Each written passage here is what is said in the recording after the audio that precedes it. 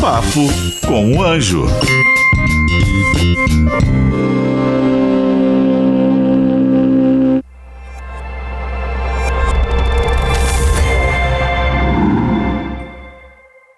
Cansou do seu trabalho? Quer abrir uma empresa? Quer abrir um negócio? Quer empreender?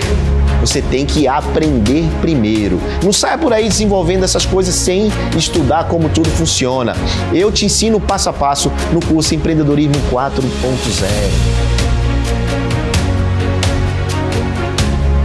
Olha eu de volta no Papo com o Anjo, aqui na Jovem Pan, esse programa semanal. Toda semana eu trago um entrevistado para falar de negócios, de business, informação, inovação, startups, conhecimento, investimento, tudo isso ligado a esse mundo da nova economia, né, que hoje todo mundo fala nova economia, mas nesse papo de hoje a gente vai entender um pouco mais e aprofundar esse assunto, o que é essa inovação propriamente dita, o que é a nova economia, como você pode usar tudo isso a seu favor no seu negócio, na sua carreira, seja você trabalhando em qualquer empresa, até porque o entrevistado que eu trago aqui, ele trabalhou em grandes companhias no Brasil, tem uma vasta experiência corporativa, mas ele estava me dizendo aqui em off que hoje ele está muito feliz, que ele está se sentindo livre para prestar consultoria, para inovar, para empreender, né, na vida, nos negócios. E ele está realmente bem leve aqui, não que ele não gostava das empresas que ele trabalhava, mas trago para vocês um grande inovador, um cara que tem feito um trabalho muito importante para o ecossistema brasileiro de inovação, Bruno Stefani. Bruno, bem-vindo ao Papo com o Anjo, para ensinar. Te trouxe aqui para ensinar a galera, Bruno, o que é inovação e por que é tão importante inovar no Brasil. Boa. Bom, primeiro, obrigado. Prazer estar aqui, bater papo, ensinar e passar um pouco da experiência. Eu acho que, olhando de grandes corporações que eu passei os últimos 10 anos, inovar é você reinventar seu negócio, é você criar novos canais, produtos, serviços e, ao mesmo tempo, é você fazer isso aprendendo, né? Em grande empresa é super difícil, porque ao passo que em startup você começa vendo um problema e depois tentando entender a solução, se vê se a solução resolve o problema e depois se vira uma empresa, em grande corporação você já tem tudo ali, né? Você tem um legado, você tem as pessoas, você tem uma série de marcas, uma série de carreiras, de profissionais que você precisa mexer ao mesmo tempo. E eu acho que nos últimos anos eu fui aprendendo que dá para fazer. Não é fácil, não é trivial, assim como empreender, mas você tem talvez ali um objeto muito maior, uma história muito maior que você tem que tomar mais cuidado. Por isso aparecem N comitês, N alinhamentos que você precisa fazer dentro de uma grande empresa, mas dá para fazer. E eu acho que hoje também não é opcional. Você não precisa nem gostar de inovação, mas para quem não gosta, talvez seja um seguro que você compra para o seu negócio. Mas não é questão de gostar ou não. Se não inovar, você vai morrer, você vai ficar para trás, né? Não tem mais como fazer. Bom, uma coisa que todos têm, todas as empresas, pequena, média e grande, têm problemas. Total. Então, uma empresa com problema, ela precisa resolver esse problema. Algumas resolvem de maneira mais estruturada, aí monta um departamento, aí contrata uma consultoria, e aí contrata um plano, aí não sei o que, um squad para desenvolver, E outras resolvem isso de uma maneira muito mais simples, ou tentam resolver de maneira mais simples, adquirindo um serviço de uma startup, comprando uma startup, ou fazendo parcerias, enfim. Como é que você está vendo o mercado? Em que momento nós estamos? Estamos mais para essas empresas ainda tentando fazer inovação sozinhas, ou a gente está mais nesse momento de parcerias e ambientes com startups, que são empresas menores, mas claro, tem vários problemas de cultura, de várias coisas. Eu acho que as empresas estão se abrindo mais ao ecossistema e isso é muito bom. Não necessariamente você vê hoje elas conseguindo de verdade resolver seus problemas, mas elas estão procurando as soluções nos lugares, acho que não óbvios do passado. As grandes empresas, elas tinham a prerrogativa de achar que elas conheciam muito seu setor, muito seu consumidor. Só que esse mundo muda, né? Não é o mesmo consumidor de 2 meses atrás, 6 meses atrás. Eu acho que hoje você sabe onde está a solução, mas a grande dificuldade das grandes empresas é como é que ela genuinamente escuta seu consumidor. e como é que você consegue colocar produtos e serviços para ser indispensável. Porque o consumidor tem muita opção. E hoje você não tem mais setor. Hoje provavelmente uma empresa que está ali no varejo, no setor de serviços, ela está sofrendo o ataque de uma empresa de tecnologia, que pode resolver o problema do seu consumidor. Então hoje você tem que de verdade não só olhar a sua concorrência habitual do seu setor, mas ouvir genuinamente o seu consumidor e pensar novos modelos de negócio. E talvez não só procurar na startup a solução, mas a inspiração para um novo modelo de negócio. Talvez a prova de conceito com startup seja o primeiro passo de você construir algo maior dentro de casa. E a partir daí, começar a realmente se reinventar. As empresas que, como você falou, não optarem por inovar, por se reinventarem, elas não necessariamente vão à falência, vão morrer, mas elas vão ficar insignificantes para o consumidor. E elas podem não crescer. Nas empresas que você passou, você conseguiu implantar efetivamente a inovação? Você conseguiu tem casos reais de sucesso, de efetividade? Tem. Os últimos 10 anos eu passei pelo Itaú e pela Ambev. E eu acho que são duas empresas brasileiras que realmente aprenderam que precisavam se transformar. Se a gente olhar um Itaú de 5, 10 anos atrás, com milhares de agências indo para o celular das pessoas e ouvindo cada vez mais, isso obviamente veio porque as fintechs apareceram, eles foram desafiados a cada vez mais ter novos serviços, estar mais próximo. A gente consegue ver um banco que conseguiu crescer, conseguiu se modernizar, conseguiu pensar uma nova jornada do cliente.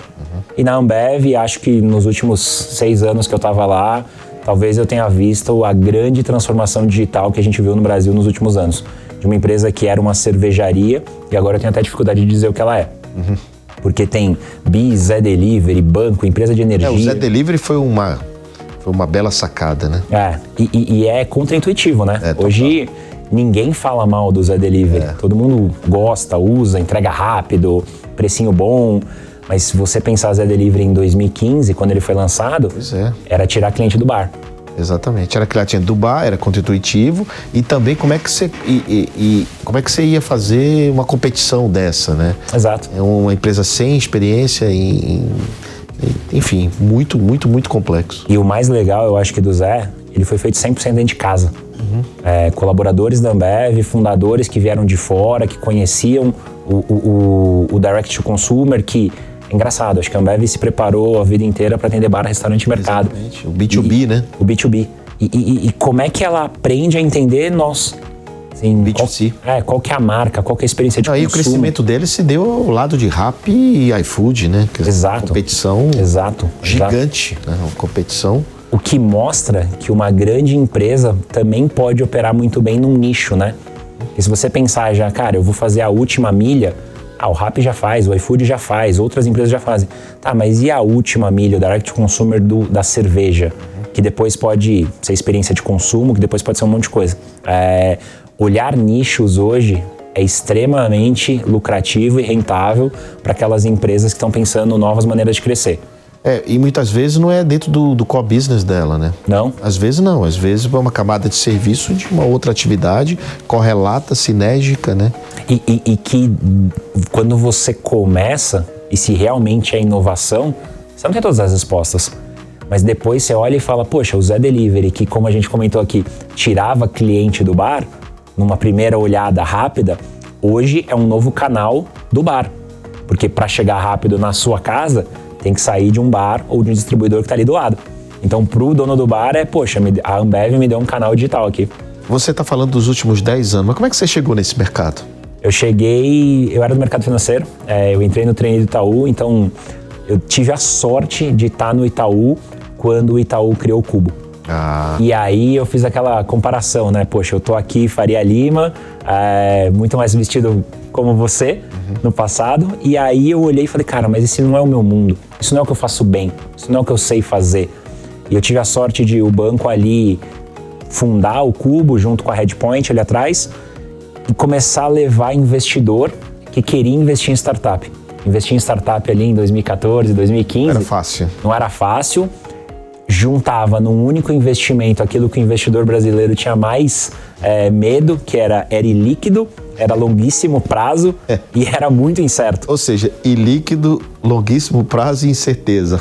Tudo que o investidor não estava acostumado. O Brasil sempre teve renda fixa alta, você não precisava tomar muito risco, só que as pessoas começavam a fazer e começavam a pensar, poxa, não é só um investimento, para mim pode ser uma forma de ajudar, pode ser uma segunda carreira, pode ser uma terceira carreira. Começou a gente falar de advisor, de conselho, mentoria. Então foi muito bom ver esse ecossistema nascer. E aí um belo dia a Ambev me achou e os últimos 6 anos foi lá na companhia vendo, como eu falei, acho que uma série de criação de novos negócios e uma transformação de empresa e de cultura muito grande. Você fala aí, Bruno, passa um filme na minha cabeça. Né? Que eu tô nesse negócio, eu tô fazendo desde 2009, né? 2011 comecei a fazer investimento profissional. Ajudei inclusive a montar lá no Traz Anjos do Brasil, uma entidade e tal. E a Bossa Nova nasceu em 2015, da forma que ela está hoje, né? Então, em 2014, comecei a me reunir com o Pierre, e a gente, em 2015, o modelo que é hoje, nasceu em 2015. E de lá para cá, eu venho presenciando. Em 2015, escrevi o Smart Money, que foi um dos primeiros livros em português a tratar de captação de investimento, de atração, de atenção de investidor, para falar de fundraising, essas coisas todas, que hoje, bota no Google, tá lá. Antigamente não tava, né? Então, assim, passou um filme. Você tá falando aí, passou um filme na minha cabeça do que a gente viveu lá atrás, e também você viveu isso. Sim. Também você viveu. E é uma história que pra gente é um filme porque a gente tá nessa há algum tempo. Se você olhar em termos de formação de ecossistema, é uma história curta, né? Estamos falando aí de 8 anos, 10 anos. Para formar um ecossistema, você precisa de décadas. E baita ecossistema, porque a gente já é uma referência na América Latina. Sem dúvida. Falando do ecossistema Brasil como um todo, né? Mais de 50% das captações de investimento na América Latina vem no Brasil. Né? Então isso é uma baita responsabilidade em muito pouco tempo. Total. E é bom ver, assim, crescer. Porque acho que você deve concordar comigo. O futuro do Brasil passa pelo empreendedorismo, passa pela educação, passa por você colocar a tecnologia como meio. E não como fim, né? E não como fim. É que as empresas confundem isso. Elas acham, vou contratar um software, vou fazer um e-commerce, vou sei lá o quê.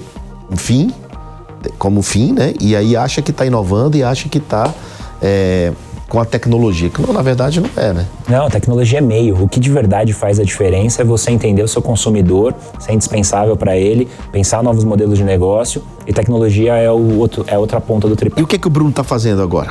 Cara, eu tô numa carreira solo. Eu tomei a decisão de sair da Ambev ali mais ou menos em novembro, conversei com o meu chefe, fiz a transição, e hoje eu entendi que o que eu fazia para uma grande empresa eu posso fazer para várias. Sendo que... Várias grandes ou várias pequenas? Várias grandes, no primeiro momento, que acho que é o mundo que eu conheço. Eu tô fazendo isso através de conselho, de advisor, tô dando aula em algumas universidades aqui no Brasil, tô fazendo algumas palestras para conhecer Brasil. Também isso é uma coisa que antes eu era diretor global.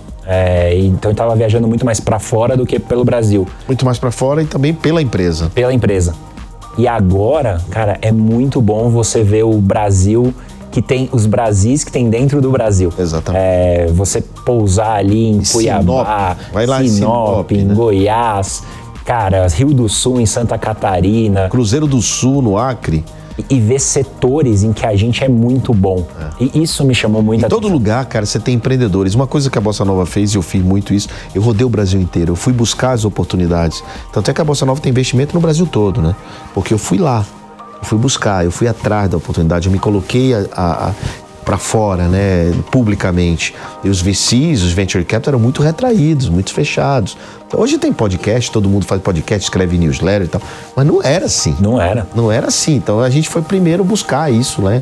Eu comecei a falar de números, de write-off, os caras, o que é isso? Você está falando sobre isso, que você está dando seus números, por quê? Isso tem que se transformar em educação. Exato. Em comunicação, em impacto, né? Para que as pessoas aprendam e evitem errar também. E mais investidores venham investir com a gente.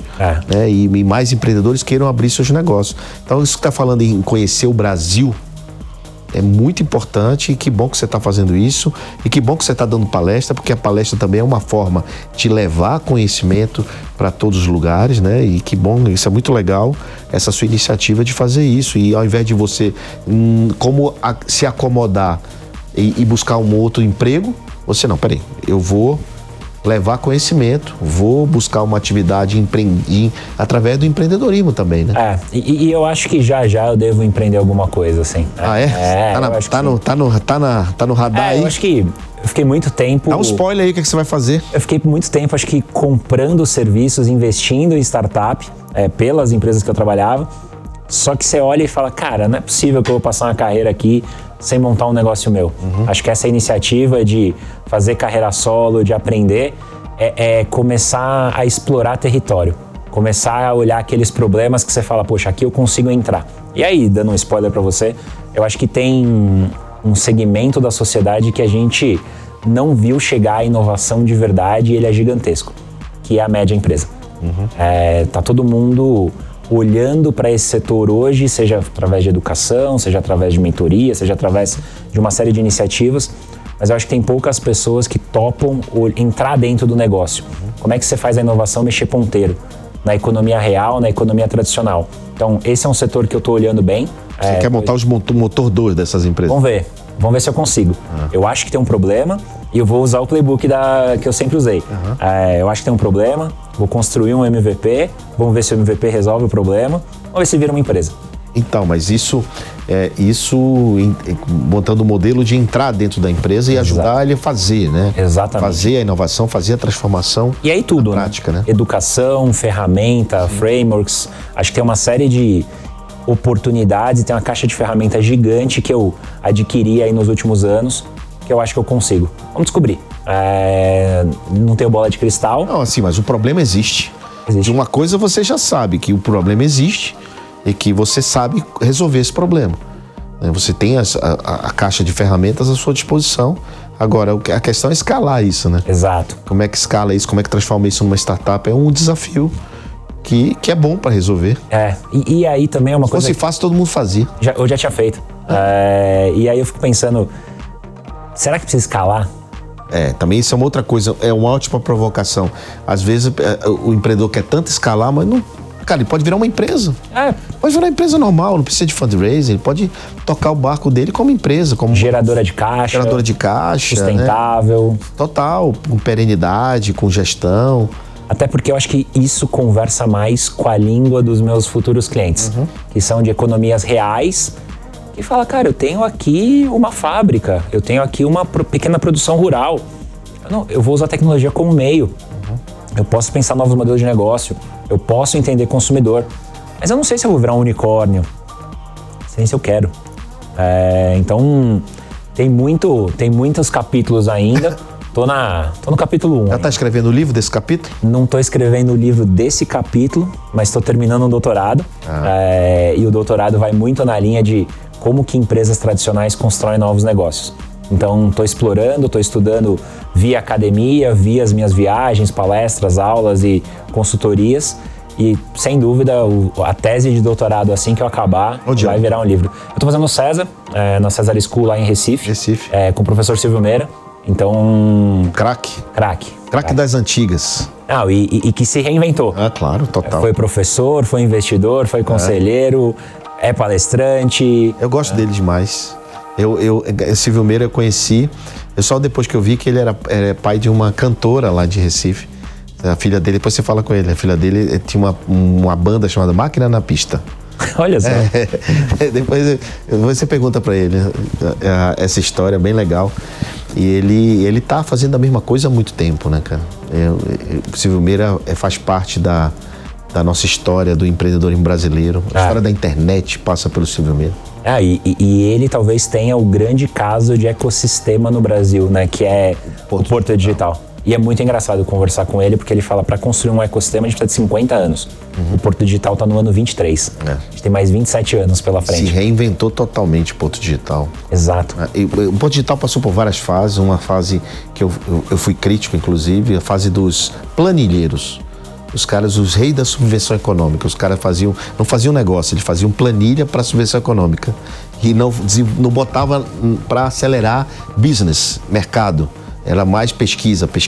Nada contra P&D, mas aquele negócio nitidamente daria para ter mercado. E eles, como tinham subvenção econômica, como tinham o recurso, né, público, então ficava ali moendo aquele dinheiro, né, e não tocava o negócio para frente. Hoje está diferente. Sim. Hoje está bastante diferente e essa história do crescimento do ecossistema que o Silvio Meira fala.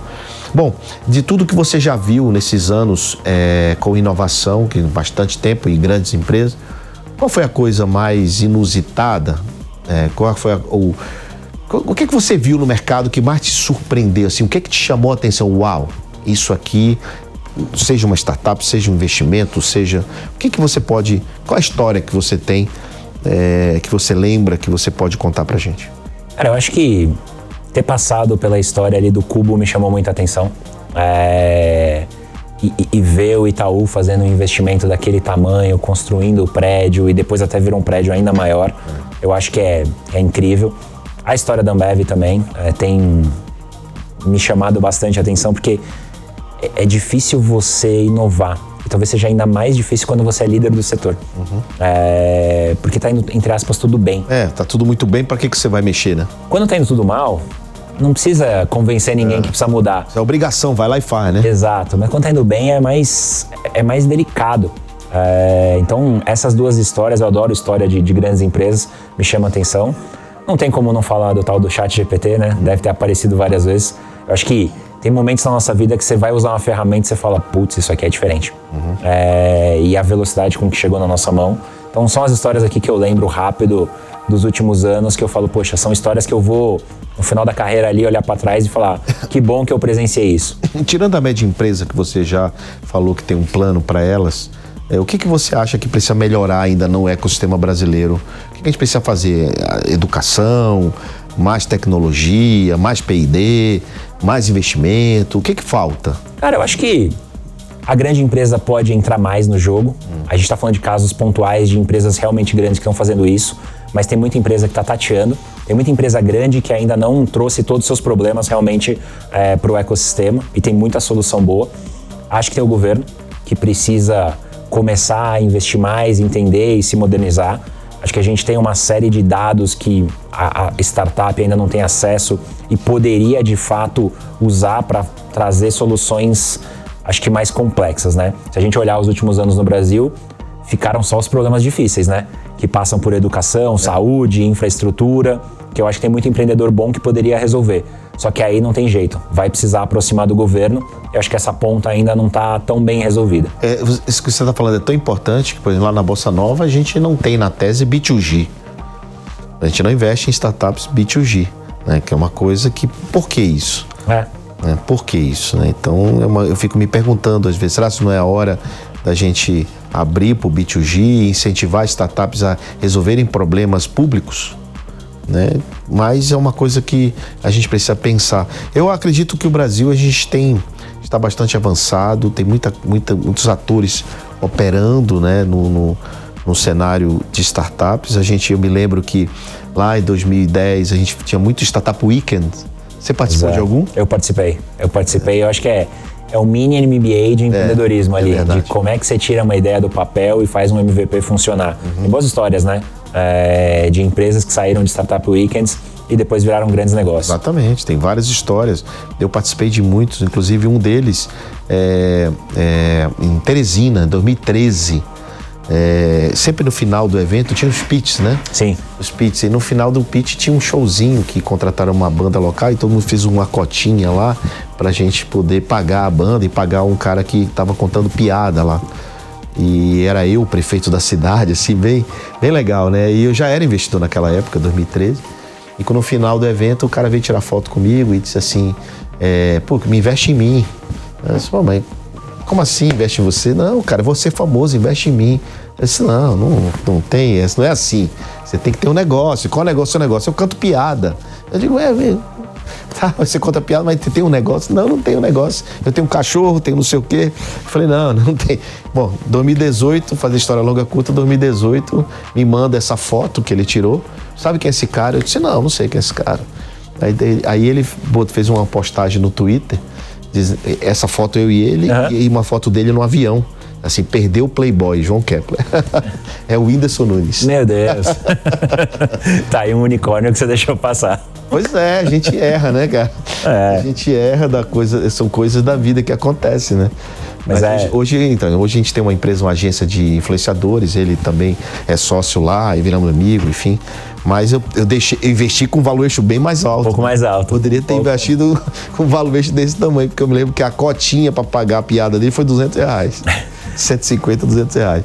Mas são histórias. Mas esse é um aprendizado bacana, assim, porque é parte do jogo e talvez a empresa, a grande empresa, o governo tem que aprender que cara, eu vou errar mais do que acertar, mas quando eu acertar, eu preciso acertar grande. E aí a conta fecha. Eu acho que a gente toma muito pouco risco no Brasil, porque a gente não faz a matemática da inovação correta. Então, Qual é a matemática correta da inovação? Eu acho que você testar barato e rápido em coisas pequenas e desprezar aquilo que não deu certo e continuar investindo naquilo que deu certo, você começa a ter soluções melhores nas grandes empresas. O brasileiro tem muito medo do fracasso, ele tem medo do carimbo do fracasso, né? Então isso inibe um pouco esse arrojo de ir lá fazer, inovar. Isso, não vou não, porque não vai dar certo, ou vou perder tempo, ou vou perder dinheiro, ou vou fracassar. Então isso aí atrapalha um pouco. Exato. E as pessoas entendem, né? Em grande empresa, os colaboradores leem os códigos e vê que, poxa, ninguém tá tomando risco, ninguém tá sendo premiado por pensar diferente. Por que eu vou fazer? Exatamente. E isso é perigosíssimo para uma grande empresa que quer se reinventar. Muito bem, Bruno. Ninguém vem no Papo com Anjo se não deixar uma lição. No final, um recado para quem quer que você... Seja para média, pequena empresa, seja para empreendedor, para investidor. O palco é seu, meu amigo. Você que está dando palestra aí pelo Brasil todo, te desejo muito sucesso nessa atividade, porque é importante para o Brasil, atividade de palestrantes, educadores, né, como eu chamo. Escreva seu livro, tá? Não deixe de pensar nisso, é muito importante você deixar aquilo que você pensa como tese registrado e com aquilo que você já testou, né, formatado, acho que é importante. Mas, enfim, deixa seu recado aí. Boa. Bom, acho que aqui a ideia é falar um pouco de empresa ou de carreira, e o recado que eu consigo deixar é: seja muito mais apaixonado pelo futuro da sua carreira, da sua empresa, do que orgulhoso do passado. Para mim valeu muito o tempo que eu tive nas empresas que eu passei, aquilo que eu fiz. Acho que eu estou muito mais afim de pensar o meu futuro e desenhar ele do que ficar olhando para trás e falando, poxa, como foi bom.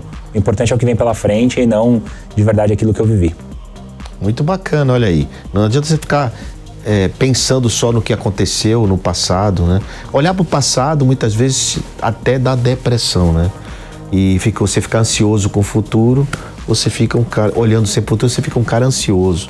Então, assim, o importante é equilibrar, o importante é viver o presente, o importante é ter um plano de ação e acreditar nesse plano e ir embora junto com ele. Então, te desejo sucesso. Obrigado. Pode contar comigo, pode contar com a Bossa Nova, pode contar com a Jovem Pan, com o Papo com o Anjo, à sua disposição. Obrigado, valeu, João. Prazer. Bom demais. Cansou do seu trabalho? Quer abrir uma empresa? Quer abrir um negócio? Quer empreender? Você tem que aprender primeiro. Não saia por aí desenvolvendo essas coisas sem estudar como tudo funciona. Eu te ensino passo a passo no curso Empreendedorismo 4.0.